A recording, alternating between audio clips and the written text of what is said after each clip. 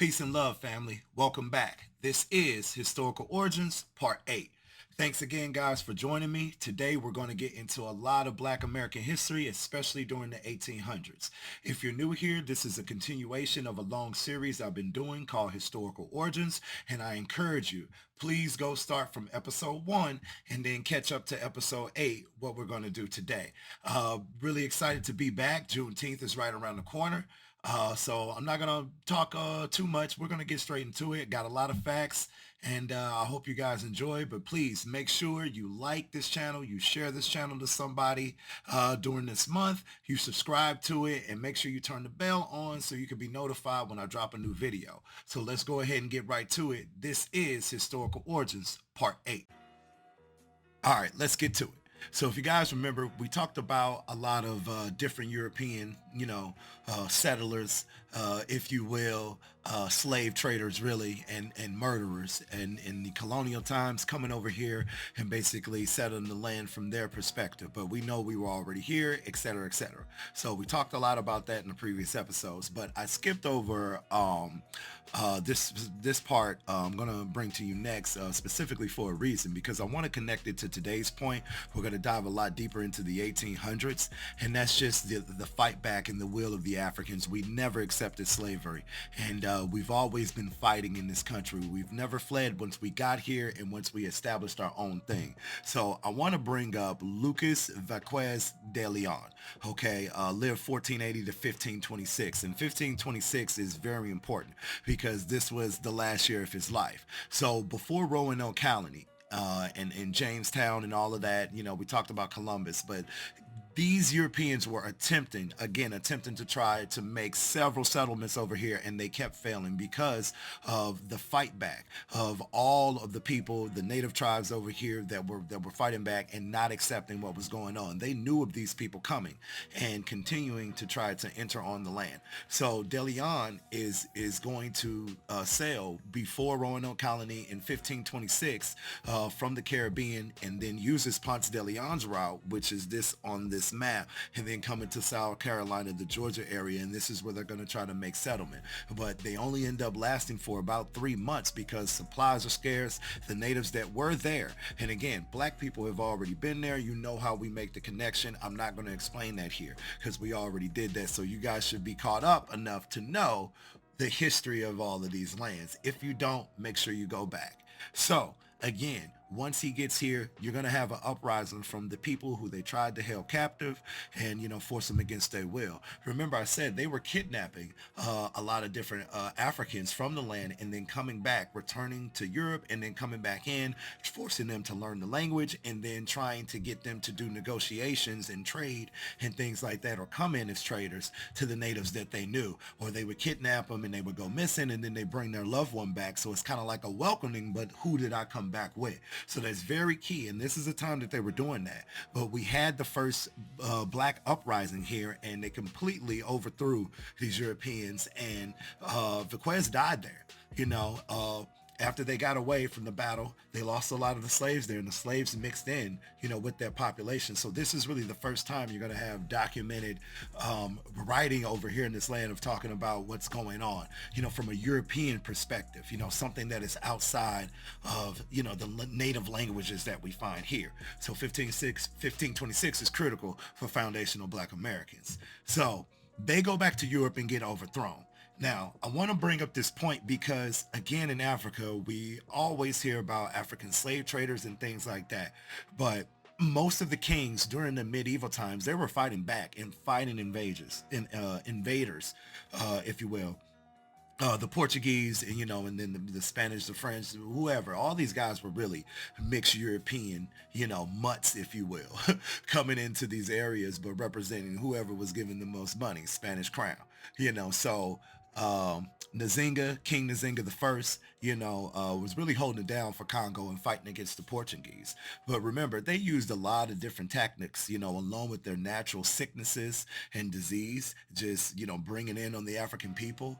but we knew that they were coming. So there were a lot of fight back, and this is the same family line. I talked about Queen Nzinga, she's going to come from this line, and pretty much do the same thing until the tactics increase, getting people to accept Christianity, getting people to do different types of trade. And then there's going to be sellouts come along. And once the military class is just depleted, which is pretty much the case for all of these kingdoms falling, the men being depleted in war and all of that and protecting their people, eventually the women again are left to hold down society. So you had a lot more women in power and a lot of those, female tribes coming out to become a warrior class. So that's very important. And then eventually you have slave trade and the collaborators going on once you can only hold them out for so long. So I want to point that out, but never accepting it, right off the bat. Gaspar Yanga down in Mexico, huge figure, another black brother who was kidnapped from Gabon or like the Angola region. And he led a slave rebellion because people obviously knew this was not the ordinary slavery, of what you would see in the ancient world or what they try to say now of indentured servers or people just volunteering. These people were being dehumanized, babies being stripped from them. There's no other, bigger atrocities done to people than what has happened to the black people in general, from multiple lands, and then especially in this one now. So it's very upsetting when you have all of these different people's viewpoint as if we don't have the receipts to explain reparations here, and the Caribbeans, if they take it up with the British Crown or wherever they're from, that should be happening too. But the most important thing is that we got the receipts. So even in Mexico, and we're going to talk about a little bit more Black Mexico, this is another king of the Dahomey, because they again slandered the Dahomey tribe of what would happen later. Most of this stuff of them collaborating with slavery and all that, this stuff happened later. And a lot of times too, again, they didn't know where their ancestors were going when slave labor was presented to them, as they would just be servants but not dehumanized. They wouldn't be getting their hands and things shackled and being mutilated and just completely not being treated like human beings. This was also kind of the con game. That should have never happened either, but still. Nevertheless, you had another fighting, the King of Benin. These royal empires had a lot of time ahead of the Europeans and were thriving before they came in. Then we get to the Americas, Gabriel Prosser, starting the uprising here in the Virginias. I got to speak about brother Gabriel Prosser because they were, kind of using political tactics, kidnapping a judge, and some other, high-ranked members of the society, holding them at will and killing some people. So he has a stone marker. And this just shows the courage, coming, the chain, the courage that we have always shown, no matter where we come. Our spirit sets the tone. And it shows the reason why they had to do what they did to contain all of that. And use a lot of shortcuts when it comes to fighting, creating the guns and the cannon. That was to deal with us. Hand-in-hand combat, we're going to talk about that. They cannot, take us on. So you have to do these things in order to be in control. So this is a slave ship that is just shown, and a lot of people have seen this picture, but if you have not, man, this is just the conditions. No other race of people were treated like this, and this is the type of stuff you want to remove from the history books because the ancestors of certain ones, they're feeling bad now because they're finding out, well, that is what it is. That's the history of America. It should have never happened. So we were always fighting back, and this just is going to show nobody accept this. I heard a lady say that some slaves probably, like their masters and all that. See, that's that romanticized Django type of crap, the house cat versus the field cat, so all of that is nonsense. So people just have to really wake up. Now, Louisiana Purchase, this is very important because we already know what this did. So in this time, you have the Haitian Revolution, going on, and, down in the Caribbean, Haiti, and, the island of Dominica, they are fighting back, against the French and the Spanish and everything like that. So the French have the territory, and then Spain gains the territory, and then, the Africans have never stopped fighting. They have never stopped fighting this ever since it had taken place. But this is critical to the United States because, a big thing, because of the Haitian Revolution, so much money was being spent on military. and supplies and all of that. So when the Haitians defeated them, that spirit, that Ogun spirit, when they defeated them, that corrupted a lot of the French banks and some of the money Spain had involved, and that really hurt the economy. So they had to pull out. They were losing.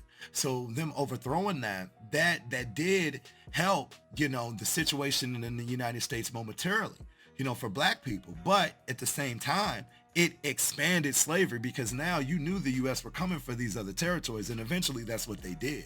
But it just overthrew one oppressor for us to deal with the same one that we're dealing with today. So it's still very crucial. And then the other thing is they sold it. Spain, they sold the land to Thomas Jefferson, who was already, in America, is already being established. So he gets it, so the United States of what they have at that time, so of course now the goal is to expand slavery. So real quick, we got to talk about these other brothers, just down in the Caribbean, down in Haiti, Francis McIndoll, he's even got, a currency coin, after him.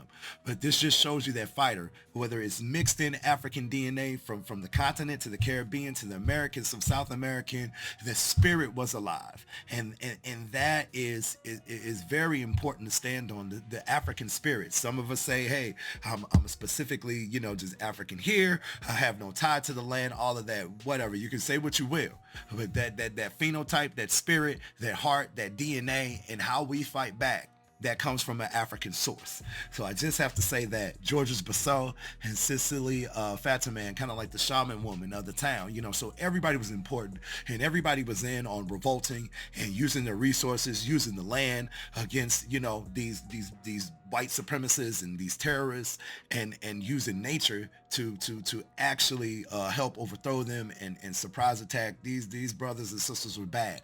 Haitian Revolution, you already know, Toussaint, the Overture, Jacques Dessalines, and Dutty Boukmont, three main figures that kind of led that revolution and pretty much fought the French, to all of their death and capture. But these brothers put on, and that's that type of spirit that still got captured and still brought here, and the maroon spirit, if you will. If some of you are familiar, maroon, based around, Moor, coming out of Africa. We've always had that connection, from the Moor to the maroon to the Seminole, Cimarron. We're going to get into that connection.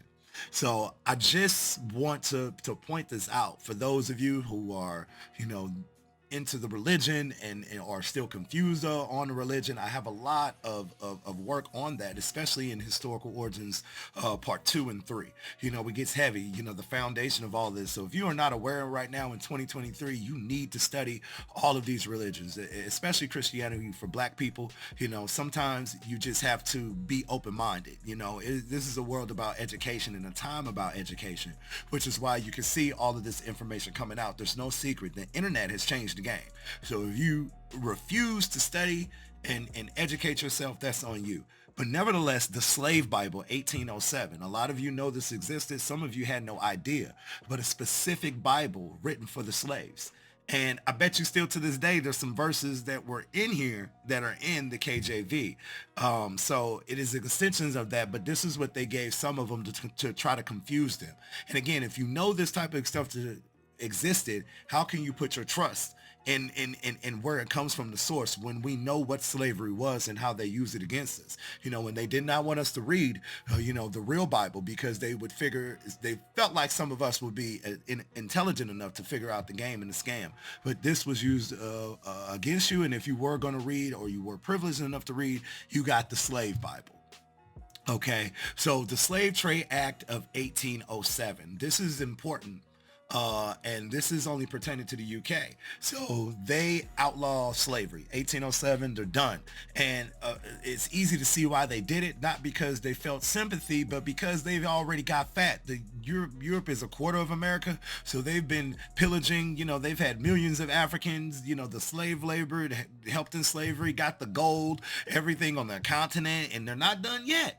But this is the start of, okay, well, we're done with the labor. But one of the biggest things to that is because it's, started to be getting expensive. You're financing ships and everything like that. And a lot of the ships, were English and, Spanish ships, were made by Dutch, people, whoever, so you got a lot of this going on and it became expensive. But if you're already rich, now they stopped eating, they developed the economy and everything like that.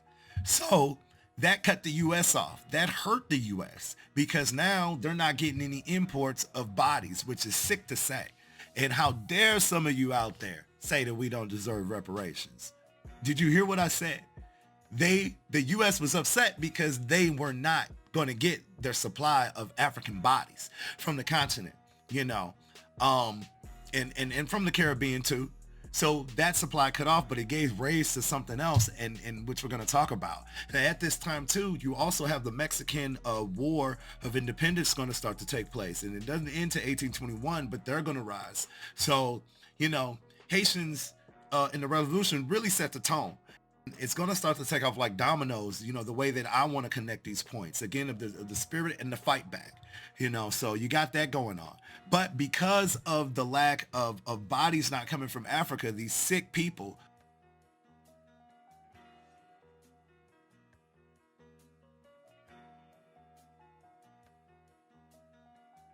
slave masters or other slave plantations, but the breeding forms really increased, which is sickening because they needed more of the supply, which was the human body cut the check. So it is ridiculous. So that is, these pictures here are just showing you, the population started to increase on these plantations. And so they figured out, well, still, if we make, more slaves, well, now we can sell more. We have more children. We got more labor, lazy Europeans. We built this economy. Digging the ditches, for a lot of these places, and even on these plantations, building the plantation house themselves, and with the leftover materials, hey, if we were lucky, we got to build a lot of the, the plantation houses, and most of them were pretty decent, even compared to how some of the Europeans lived in their times, and all the nasty stuff that they would do. Black people still found a way to handle their business. Wet nurses. Unfortunately, we have to talk about this. Women, you understand this, but a lot of black, slaves were forced to nurse, these white babies because they knew the nutrition. They understood melanin, which is today's oldest war that's still going on. It's always about melanated people, or those that don't have it are going to be more upset and hurt versus those who do have it. If you want to know more on that, again, dig deep in episodes 1 through probably like 4. There's so much I've done with this channel. But this is something crazy because there were more black females now because of the farm. So you could put more of them to work in this role in nutrition and the white babies. This was in their mind, the kind of sick stuff that they would do to us. Man, these people are awful, and this is just a flyer, slaves to be sold. This was May 29th, 1829. No other race has had flyers in this country to be sold. So stop with the BS. Nobody else has had to endure that. So this is why the fight continues, so this is what makes our, oppression very unique and very different, to this land. Nat Turner, our brother, Nat Turner, definitely, rising up and showing the will, that African spirit. And, all of them slaves in the Virginia, Maryland, area had African ancestry, from the islands, from the continent. So that spirit, that will, we were fighting back heavy at this time, and Africans were getting influenced. When some people talk about, Nat Turner reading the Bible and all of that, well, yeah, they knew that he was one of the more intelligent brothers. So they let him read the Bible, which I'm pretty sure was the slave Bible, and flip that to other Africans, and let him start hosting, some of the things, but nobody else could read. So they were trying to probably groom him to be a house nigga, but that didn't happen. Nat Turner eventually got smart with a lot of those other Africans on that plantation, and they went on a spree.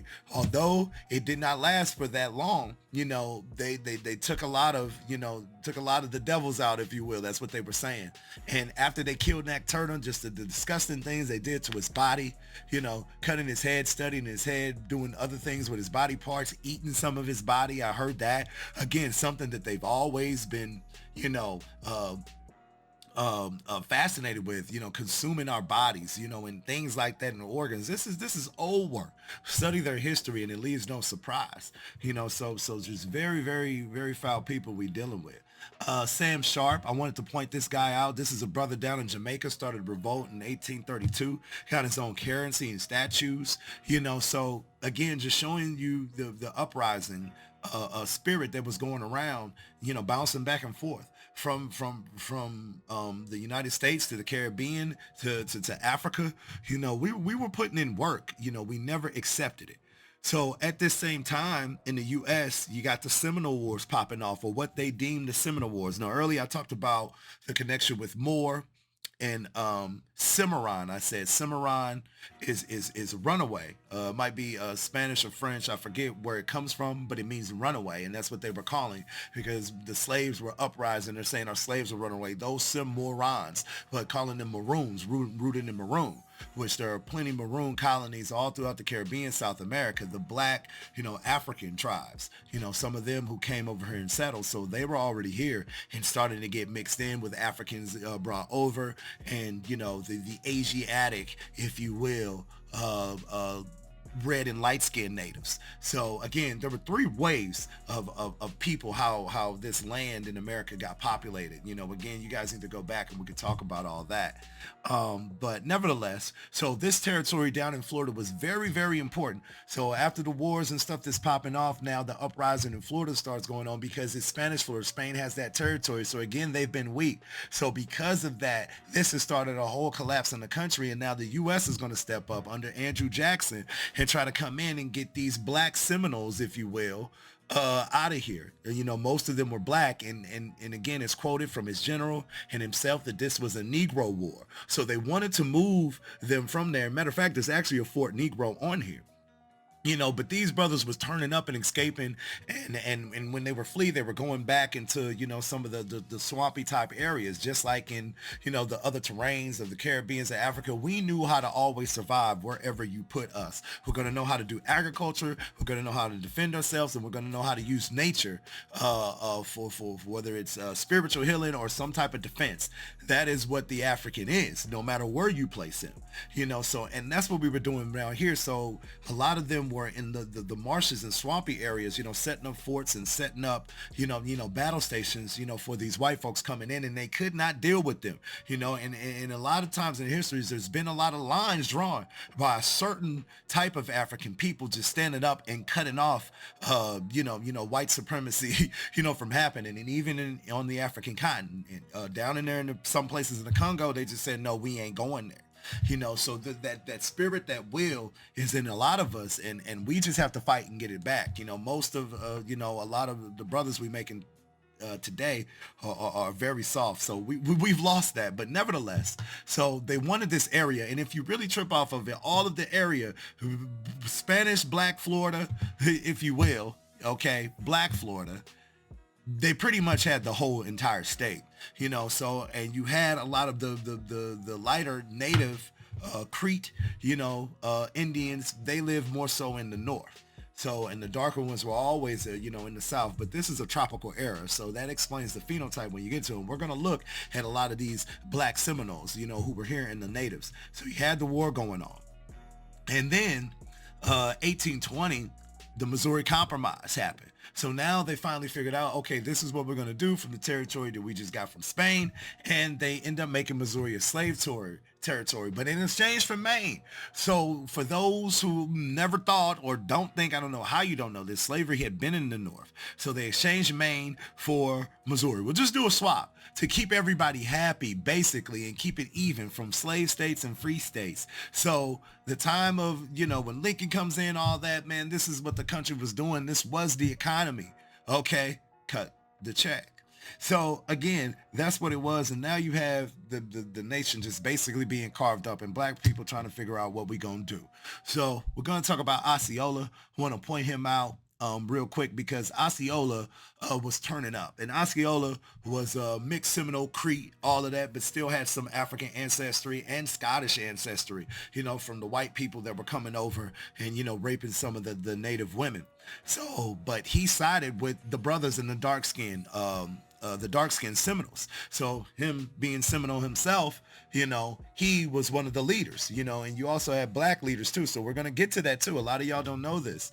And so he turned up and was giving Andrew Jackson and his general hell because they kept defeating him the first, second, and pretty much the third war. So a lot of these wars, they were not winning. And they frame it in history like, they were, but we were turning up with that spirit. So Brother John Horse, this is Maroon, if you will, Black Seminole, down in from Florida, but eventually, went over to Texas. This brother Cowboys, these are your black cowboys. We're going to get into that too, that were holding down the frontier and fighting back against the white people, really defeating the United States at that time. But they wanted Florida. They wanted Florida for those resources. They wanted Florida for the closeness, for the imports and exports, all of that was the reason why they wanted it, because they understood what was going on. And then the sugarcane, rice, tobacco, that were coming down, their fruits and all of that. So they understood they wanted to get the blacks out of there. And if you look now again, they're all where the black people were is a major city now in Florida: Miami, Fort Lauderdale, Pensacola, Tampa Bay, Orlando. All of those places, Miami, if I didn't say it, but all of those places, were inhabited by black people. So they were known for turning up. These are some markers for the Seminole Negroes, Seminole Negro Scouts. Okay, and we got a couple pictures of them fighting all on the frontier, and they were down here. But a lot of these were the ones that were in war fighting against, Andrew Jackson, and then they were trying to recruit some of these Seminole Negroes later on.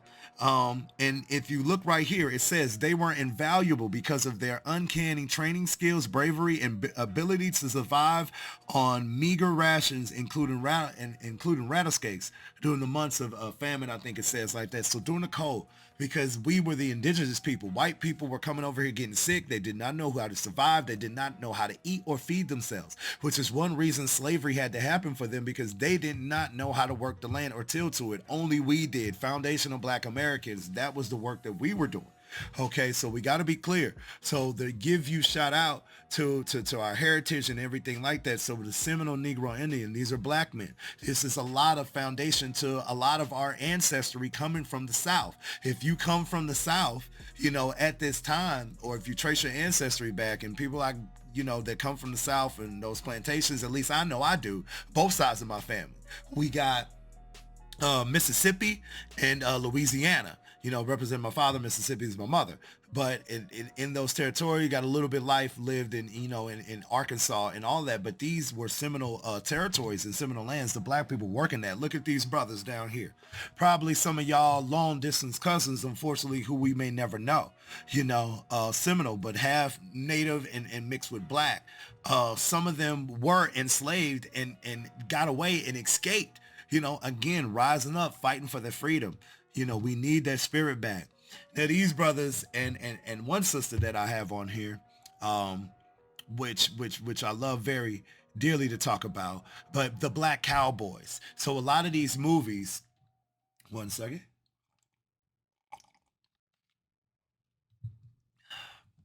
A lot of these movies that we see with black cowboys in it, Denzel played one, Samuel Jackson, it's been a couple others, but these are most of the time the people who they're portraying. If you see a Western and there's a black person there, especially a black person doing good, James Buckworth, Nat Love, Bo Ilker, Bill Pickett, a lot of these guys had gangs, or they were breaking horses and doing things like that, which was very valuable, because before the railroads, the cowboys were doing a lot of hitman work and moving resources. They knew where the gold was and things like that. They knew the land better than anybody. So these are your old, rangers of the old West that was rising. We talk a lot about the white cowboys and stuff like that, but a lot of them got their information on where to go from the black Seminoles and the other black cowboys. Bass Reeves down here, we talk about him all the time. He was a marshal, so you had a black marshal holding stuff down, and there's a movie, Magnificent Seven. They don't say it in the movie. I don't think at any time, but it's with Denzel Washington. And to me, he's playing Bass Reeves. Chris Pratt is in it, who I love. Forget who he is, but there's some of these characters that pop up in a lot of these movies. Mary Fields down here, who I mentioned earlier, the one sister on here, Stagecoach Mary, wasn't really a cowgirl, if you will, but she was born in slavery. Eventually, they freed themselves and made it up north, and she ended up getting a job at the post office. But she was, taller woman, had a more frightening presence to her, and she could shoot. So when the time of the post office started to come, people would rob the mail and try to get whatever money or whatever's going on. So you needed somebody to defend that, and Stagecoach Mary was coming with that sawed off, let me tell you. So now I got Vicente Guerrero down here. A lot of you guys know him, Mexican president in the 1820s, and pretty much he's going to end, slavery in Mexico. And that is key because a lot of these black cowboys, if you will, they had already been back and forth through Mexican territory. And some of them were considered to be the bravest and the toughest because of some of the indigenous, lighter skinned native tribes who were very tribal and savage. You couldn't pass them in certain barriers in Mexico. So you had to know which way to go because it could cost you their life. And when these wars going on, a lot of black people, fled into Mexico, too, or would go there because they knew the land. And again, slavery was being also outlawed thanks to Vicente Guerrero. Go back real quick just because he was definitely of African descent too also. So that's very important. A lot of black Mexico history. Now, we're getting to the Trail of Tears. Everybody likes to talk about the 5 civilized tribes, if you will. Now, Cherokee, Muskogee, Seminole, Chickasaw, and Choctaw. These are the native tribes of a lot of these regions that were living there, and the ones that are going to be getting removed. So Andrew Jackson, because his ass was losing, signs the Indian Removal Act of I think 1820 or 1830, 29, something like that. And basically now there's going to be incentives for them to move out west. Okay. And a lot of the lighter skin, Indians are the ones who are going to get incentives, not the black ones, but for them to move, because they were telling a lot of them like, hey, we want our slaves back, trying to confuse them as if they didn't know, some of them have freed themselves, we're siding with some of them in the war, and you're treating them the same way you're treating us. But a lot of those lighter skin, Native Americans or the red ones, because of the social class structure that was going on, light over dark, white over dark in today's, market, you had some of them taking the bait, from Andrew Jackson and trying to get the little trinkets that they could to move out west and getting some land that they had to go. So they were cool with it because a lot of them were going, but the black people were fighting back all the way out and saying, well, hey, if we're going to go out west, we're taking some of them with us, but we're going to move. And then again, a lot of them, could flee down into Mexico. So they did all of that and said, hey, we're just going to sign a treaty. You can move, give you some land because we're losing, one. And two, we want those resources. And they understood if they had their resources, then the South would be bigger for the slaves that they were just going to put on that plantation. And that's exactly what they did. Crazy. So now the railroads are going to be started because now we got Florida out the way. They're pretty wrapped up. We're taking our land back. Black people are moving out west by cowboys, but we got slaves, labor. We've gained more territory. From adding Missouri as a slave state. Now we're going to take a lot of this labor collectively and they're going to build railroads. So when people talk about, Asians and Indians worked on the railroad, yeah, they may have later once they started letting immigrants in this country for certain things, but this wasn't yet. In the 1830s, this was slave labor, and that's what it was. You see them right here in the picture. We got the photos to prove it. People just stopped playing. And if you look at the one in the middle with the brothers with the tool, the reason why, again, slaves were so good because we were always thinking there was a certain way collectively that we would form the railroad to form it quicker, together while we were singing those songs and everything like that, starting the foundation, to music again, coming from, the plantation and the railroads, the blues and the jazz started here with no instruments, just our voices, so this is key. So they're building the railroad companies, and that's kind of really getting rid of the cowboy work, if you will. And now they want to go out west because they know the goal. Everywhere we go, they followed us and they find out the secrets of what's going on there. And some of us has just been too nice, pulling them in and giving them the game. And it's exactly what they did. So now they can get out west quicker. And now you got the gold rush and everything like that starting to kick off. Okay. And then this is something I want to point out because the police always been a problem. And I put these pictures in this order because of the guy from the horse to where they were. Now they're sitting on stools somewhere posted up. Now they're more ganged up, and now they got the station, which is kind of the history of police from the slave plantation owner to them finally getting jobs. And basically they just used white men who were already, had plantations or something like that, or they were local for some other thing, trader, something like that. And you get these police stations, but you got to realize the first one isn't until 1838. So this very, crucial. Now that you've got a lot more black people on the move from the South, now you're going to start making police stations, first in the North, because there's a lot of movement. And you definitely don't want black people from the South coming to the North. So that I find that funny that, a lot of the first police stations are going to be, let's see what we got, Boston, New York, and Philadelphia. So we're right on that border, from the South. So, trying to protect their land and definitely probably keeping black people from coming in there. And there really was no need for police. You're not trying to police white folks, unless they're absolutely crazy, so this is something started because of us. And if you look at the dates, everything goes in order. We make one move, they make another move. So this is very crucial. Carlotta Leukemia, I want to point her out. This is a black woman down in Cuba, starting an uprising in 1843. Again, bouncing back. It's never been accepted. We've got so many heroes that continue to need to be talked about, from the whole diaspora, right now, especially in a time where they're trying to remove black history and everything from our classes. This is why I do this, because, our children are not going to be learning, what we learned, and they can't learn, enough of what they really need to know in today's game. So the teachers are all in on it. Everybody's all in on it. Removing history books and our legacy. So it's very important to always remember what we did. So again, down in Cuba, so very well known sister starting an uprising. So men and women leading uprisings. So now again, people moved out west. They don't want people to come to the north. We got to create the Fugitive Slave Act. You see, we've never had a break, even during slavery. So the free ones that managed to escape and move around, well, we got something for you. Again, how dare you say we don't need reparations? Where's the Fugitive Irish Act? Where's the Fugitive Asian Act? Okay, Japanese Act, any of those acts. Native American Act, nothing, only for the Negro. So stop it. Specifically target up until this day, and all of you know it.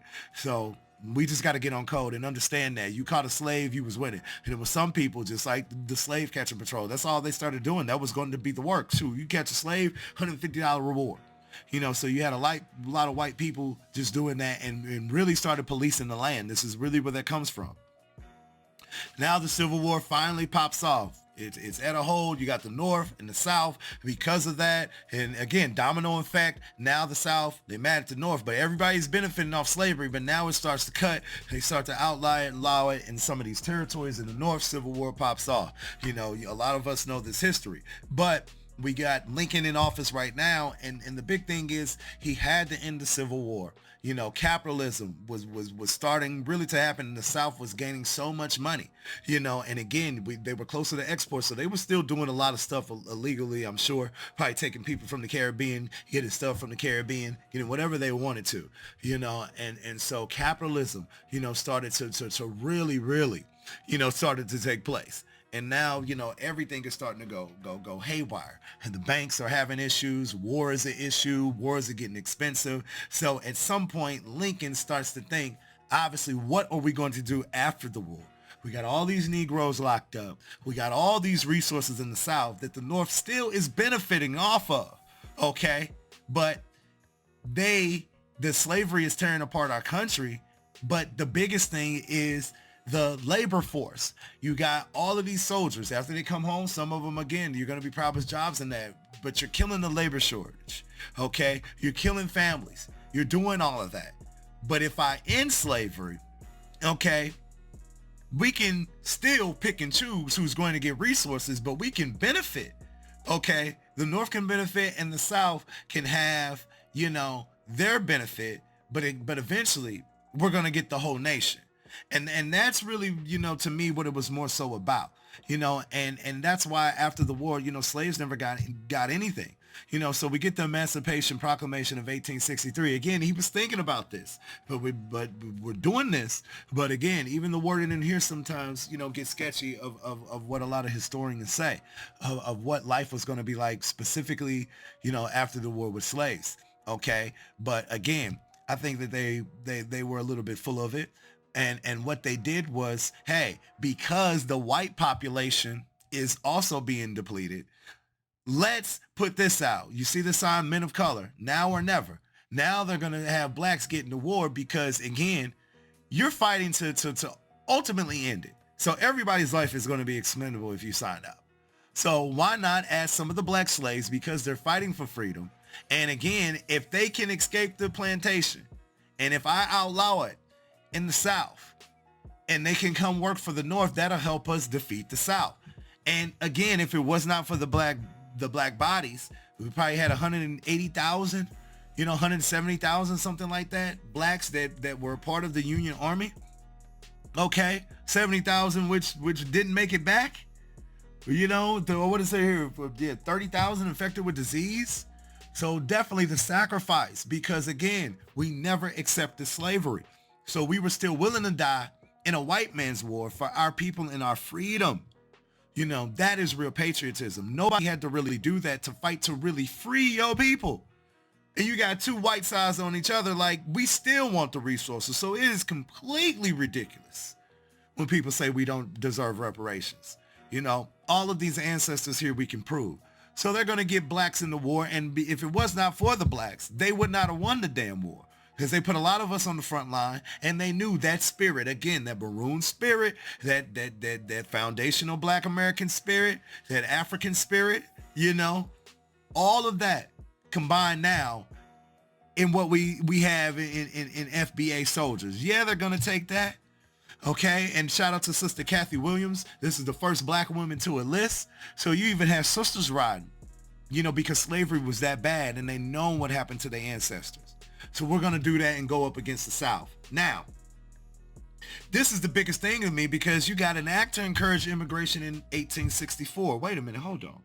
Why would we be talking about immigrants and the war ain't even over? This is why I said Lincoln was cool for what he did, but he still had to think about it. Again, labor is going to be short because we're going to have all these people dead. We got all this land tore up and destroyed now. Who's going to work it? And if the slaves are free, we can't really put them back to work legally. So the immigrants can come over now. Now you got a loophole. And they were nothing but white immigrants. How come they didn't pull any other black immigrants from anywhere else? How come they didn't get people from Africa and say, well, you know what we did wrong? Why don't y'all come over here now? Y'all can come over and help us be, a labor force. Why didn't they do that? Specifically white Europeans, because the door never closed. So see, even though they cut off, slavery and that, they still got a deal going on. This is New Britain, New Rome, all of it. They're all the same. Okay. So what you're going to have is white immigrants start to come over here, and they got signs up here, no dealing with no kings and all of that. So a lot of incentives, which we never got. So this is before the war is over, and that's exactly what they were doing. And he was thinking, because slaves are going to be free and they're going to roam around, and we still are going to make a way with no land, none of that. Some of us are going to benefit and gain things, through a lot of loopholes and under the radar. But there were no laws, there were no acts for us, Then we get Juneteenth. Shout out to Juneteenth again. We right around the corner. So June 19th, 1865, announced by Major General Gordon Granger on June 19th, 1865. And this was proclaiming freedom down in Texas, Galveston, Texas, and the war had ended, and this was pretty much the last state to get notified. So it's very significant that, this brother made this flag. We represent the red, white, and blue our way, and put a star on it because that was the day, of our freedom. So I'm happy to celebrate that. But again, this is a foundational black American story. Although we got all these different ties, and again, it was completely a world war. It's never been a time to me that it's not been a world war. Okay. But this is a specific story tied to our labor and our struggle and who they were specifically getting to do the work.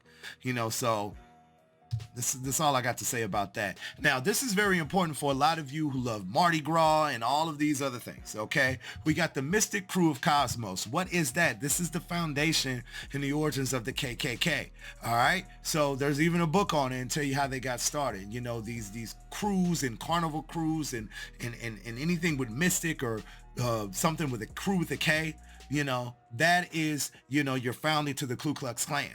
So what they were basically doing, white people already knew slavery's over. What are we going to do? In the South, they were talking about it. They were getting together and saying, basically, we need to form some type of group that's still going to uphold, you know, what we believe in the South.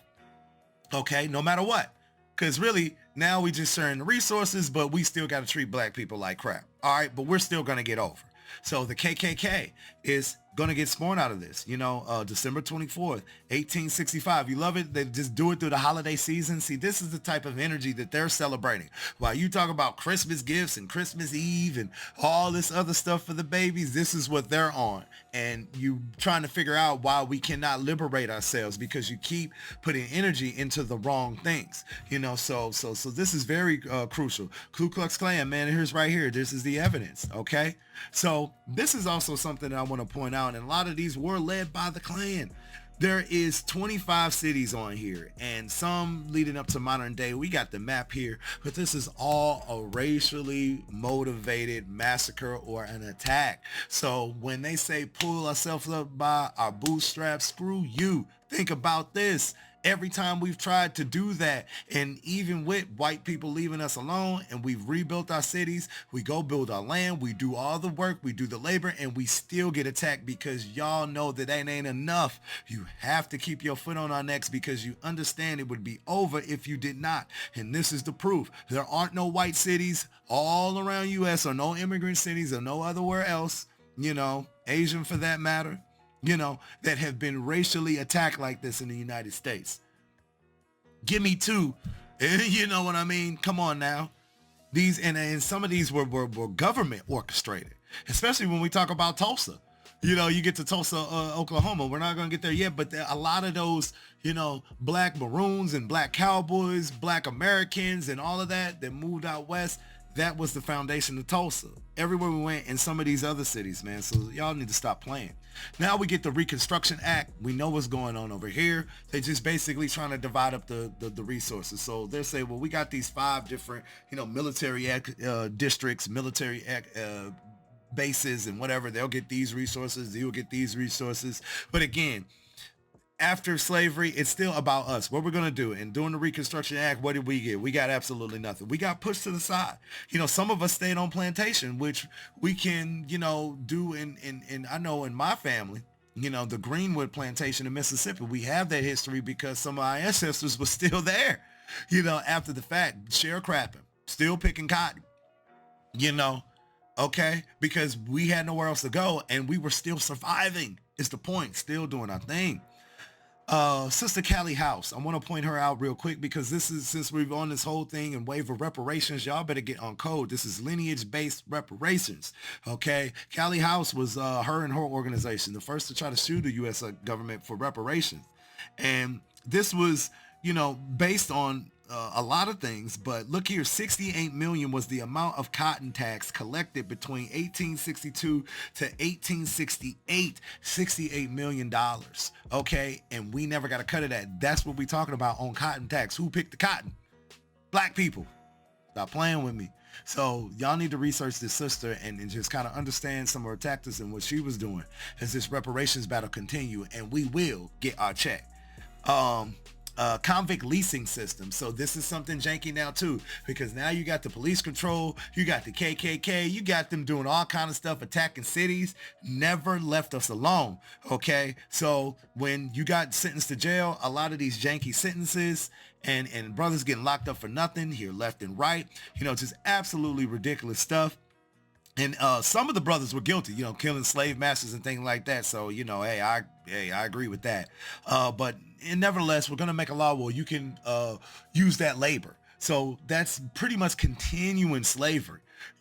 Go ahead and use that labor of the people who you already have enslaved. And the prisons back then, there wasn't a whole bunch of them, or where they kept you enslaved, but they still, most of these were plantations, and then off of the plantations, they started to eventually build a lot of these prisons, so this is complete, BS. Nobody else was no other lineage, no other group, um, um, was a part of something like this. No other lineage was selected to be a part of this convict leasersism, using prison labor, and they still do that to this day.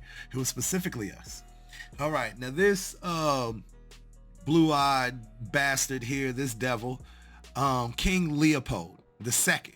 Okay, and a lot of people know of him, King Leopold of Belgium. So basically, he's going to rise to power, and this was a nasty dude. Okay, despicable piece of garbage, and I'm hoping he's burning in hell with all of the other men who participated on this. You see these Africans down here with their hands cut off. They were known for doing that kind of stuff. And the sickness thing of it, over there now in Europe, they still sell some like chocolate hands and chocolate other candy body pieces. Again, that tells you the mentality of some of these people, glorifying this behavior.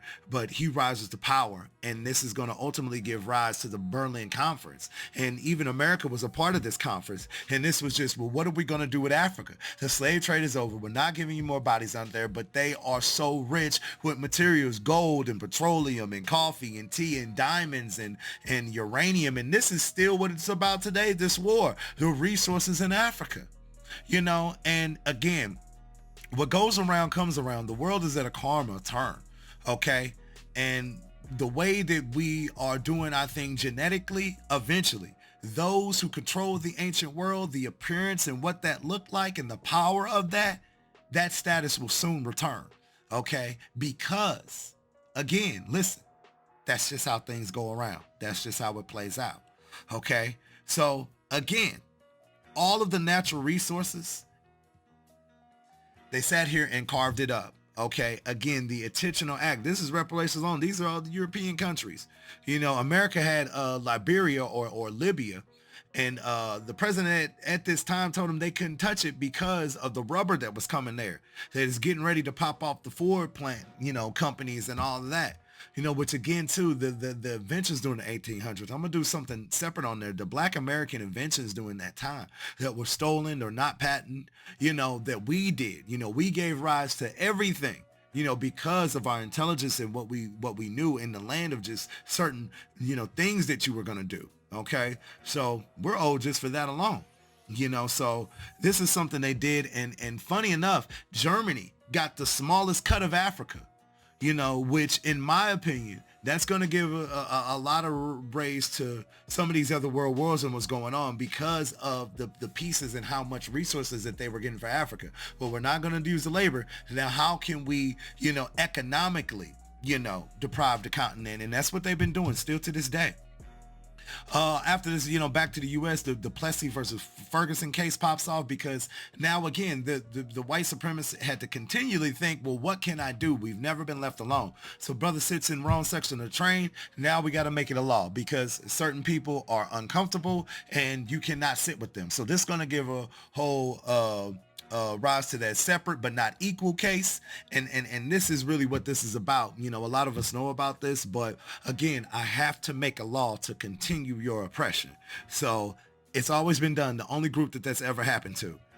And so here you got, and they would do it in the political cartoons, Jim Crow car. So that would be the black car, and stuff like that, just over slander and everything they're going to do. Man, wait till we get to the 1900s and the coonery things that they were doing still to us at that time, your mammies, Uncle Ben's and Uncle Tom. Man, there's a lot to still go through. Color sections. So you had a lot of this going on, and this is completely now shifting America to what we're going to have to do and get ourselves ready, because we're right around the corner at World War One, and things are going to kind of take off and go a different direction, and we're going to almost be caught up to present day. Because again, I don't want to spend so much time on every little section. There's a lot that I could put in these videos, but there's just so much content. of what's going on. So my main thing is people need to get educated and people need to study this, a lot more. And I do these videos so you can either pause it, you can take notes off the work, or you could just stop and Google the work. This is a technology information age. Don't be lazy. Let's get stronger. Let's strengthen the African mind and consciousness, the African relationship between the black male, the black woman, wherever you're coming from of your perspective of Africanness, but be rooted in something, be true to your people. I hope we have a good holiday season and everything else and continue to stay in power.